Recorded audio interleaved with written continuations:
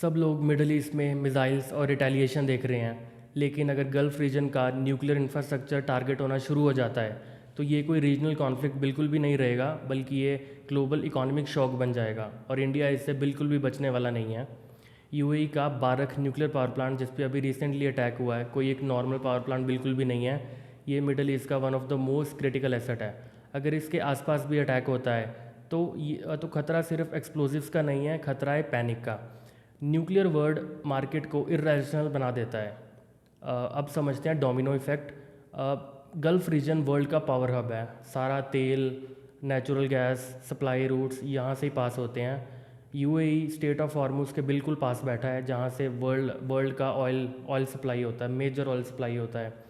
अगर इन्वेस्टर्स को लगा कि गल्फ़ अनस्टेबल हो रहा है तो इसका सबसे पहला इफेक्ट आएगा ऑयल प्राइसेस पे, इंश्योरेंस प्राइसेस पे, और इससे मार्केट क्रैश बिल्कुल होगी। अब बात करते हैं इंडिया की। The problem with India is a import dependent economy. India अपना सारा फ्यूल बाहर से इंपोर्ट करता है। अगर गल्फ़ अनस्टेबल होता है तो इंडिया में इसका इफेक्ट सिर्फ पेट्रोल पंप्स तक नहीं आएगा, बल्कि ट्रांसपोर्टेशन और इलेक्ट्रिसिटी दोनों महंगे होंगे। इसके साथ साथ खाना भी महंगा होगा।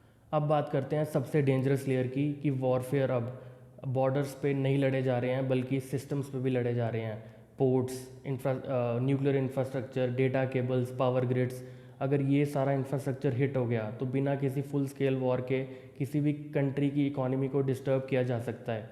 और इसीलिए attacks on the nuclear establishment in middle east एक वार्निंग है कि मॉडर्न वॉरफेयर का टारगेट सिर्फ सोल्जर्स नहीं होंगे, बल्कि सिस्टम्स होंगे। मैं हूँ Shubham, the rebel diplomat. Thank you.